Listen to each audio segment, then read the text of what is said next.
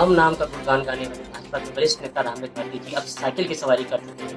आइए हम उनसे जानते हैं ऐसी कौन सी वजह रही कि चुनाव के समय उन्होंने भाजपा का दामन छोड़कर साइकिल की सवारी करना उचित समझा। देखिए, राम का नाम तो मेरे नाम से जुड़ा हुआ है। मेरा नाम है रामनाथ भारती और मूल रूप से मैं अम्बेडकर वादी हूं। और लंबे अरसे तक हमने बहुजन समाज पार्टी में काम किया, मान्यवर कांशीराम साहब के सानिध्य में। उसके बाद बहन सुश्री मायावती जी के नेतृत्व में, और मैं बीएसपी का फाउंडर मेंबर रहा। अम्बेडकरवाद की विचारधारा को गांव-गांव जन-जन तक पहुंचाने का किया। मैं बीएसपी से कई चुनाव लड़ा और 3 बार मैं चुनाव लगातार बीएसपी से हारा विधानसभा सीट। 7 से 12 तक मैं कैबिनेट में रहा। पहली बार जीता 2003 में, तो 4-4.5 महीने के लिए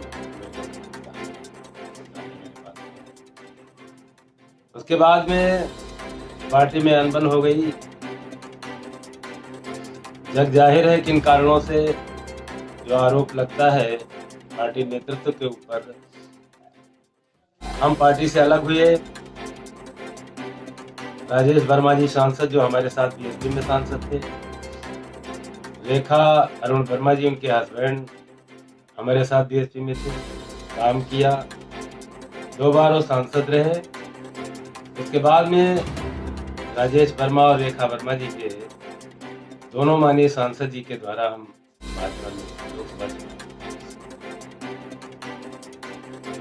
भाजपा में शामिल होने का मतलब ये नहीं है कि विचारधारा गायब हो जाती है। विचारधारा मेरी वही है, लेकिन व्यक्ति जहां जाता है वो ये उम्मीद करता है कि उसका सम्मान के लिए जाता है। लोकसभा के चुनाव से पहले मैं भारतीय जनता पार्टी में गया था। मैंने ये सुना था और सोचा था, भारतीय जनता पार्टी बहुत ही आदर्शों की पार्टी है। सबका साथ, सबका विकास और सबका विश्वास, समानता और समता और बंधुत्व की बात करती है। लेकिन मैंने 3 साल काम किया। मैं बीएसपी में जो मैंने काम किया और भाजपा में आने के बाद 3 साल में एक विधानसभा कमेटी का सदस्य साथ होती है, तो धान की रखवाली के लिए, धान की फसल की रखवाली के लिए, गेहूं की फसल की रखवाली के लिए, खेतों की रखवाली के लिए, और रात दिन उसका जो है खेत ही में हो जाता है। लेकिन इसके बावजूद भी अपनी फसल को नहीं बचा पाता है।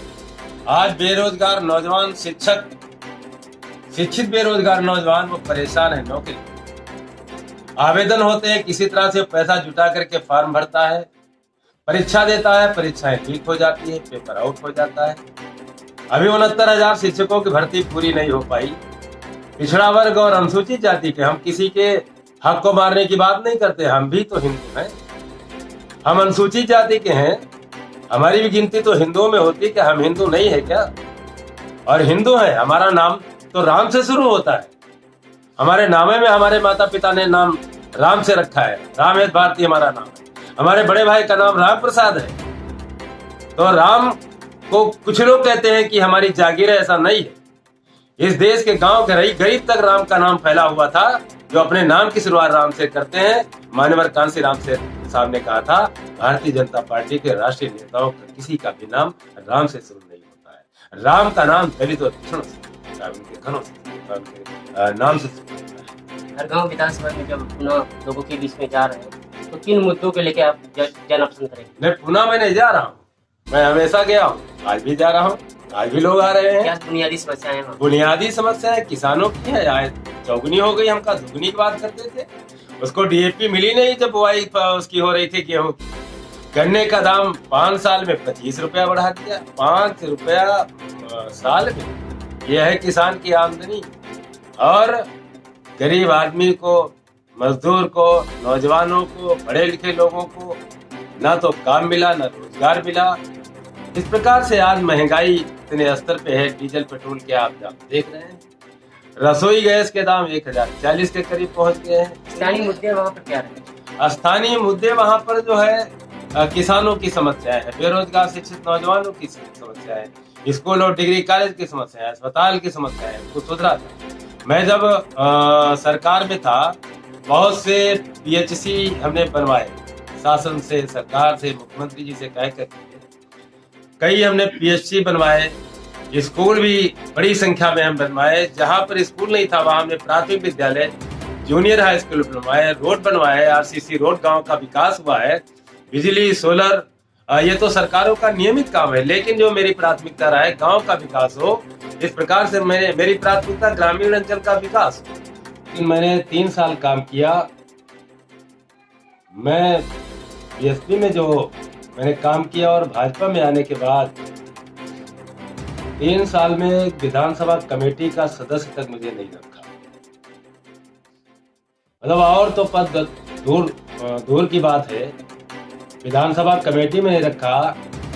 बड़े जब नेता आए या प्रदेश स्तर के भी आए तो मंच तक पे हमें जगह नहीं दिया बैठने के लिए और बोलने का अवसर भी नहीं दिया। मुझे लगा कि मेरी विचारधारा यहाँ से खत्म हो रही है। चुनाव से पहले की बात नहीं है, यह समय होता है, आदमी चुनाव ही लड़ने के लिए नहीं जाता है, सम्मान के लिए जाता है। और राजनीतिक व्यक्ति अगर उसकी इच्छा चुनाव लड़ने के लिए है तो इसमें क्या खराबी है। लंबे समय तक आप लोकसभा से अब तक भाजपा में रहे, कैसा अनुभव रहा आपका? अनुभव कुछ लोगों का बढ़िया है, रवैया ऐसा नहीं है। माननीय सांसद जी का व्यवहार बहुत अच्छा रहा और रेखा वर्मा जी का भी रहा, पार्टी पदाधिकारी का। लेकिन जो मैंने नीति देखी वहां पे, अनुसूचित जाति है, पिछड़ा वर्ग है या अन्य लोग हैं, तो उन्हें उचित सम्मान तो दरकिनार है। मैं समझता हूँ महत्वपूर्ण पदों पे ये बात आपको काफी दिनों बाद समझ में क्यों आई? आप समझते समझते समझ पाया, एकदम थोड़े समझ में आती है। तो अब लोगों से आप जनसंपर्क कर रहे हैं, चुनाव में जाने का मूड बना रहे हैं, क्या रिस्पांस मिल रहा है? जनसंपर्क मेरा तो 365 दिन चलता रहता है, सालों भर चलता रहता है। लोग मेरे यहाँ आते हैं, मैं गांव में जाता हूँ, क्षेत्रों पे जाता हूँ। चुनाव की क्या तैयारी है? चुनाव की तैयारी मेरी अपनी निजी नहीं है। मैं जब पार्टी में आया हूँ, समाजवादी पार्टी में, तो समाजवाद और अम्बेडकरवाद मिल करके जो इस देश का ताना बाना खराब किया जा रहा है, प्रदेश का ताना बाना बिगाड़ा जा रहा है, भाईचारा बिगाड़ा जा रहा है, बहुत से लोग इस बात से आहत है। मैं समझता हूँ कि इस देश और प्रदेश के अंदर फिर से भाईचारा कायम हो।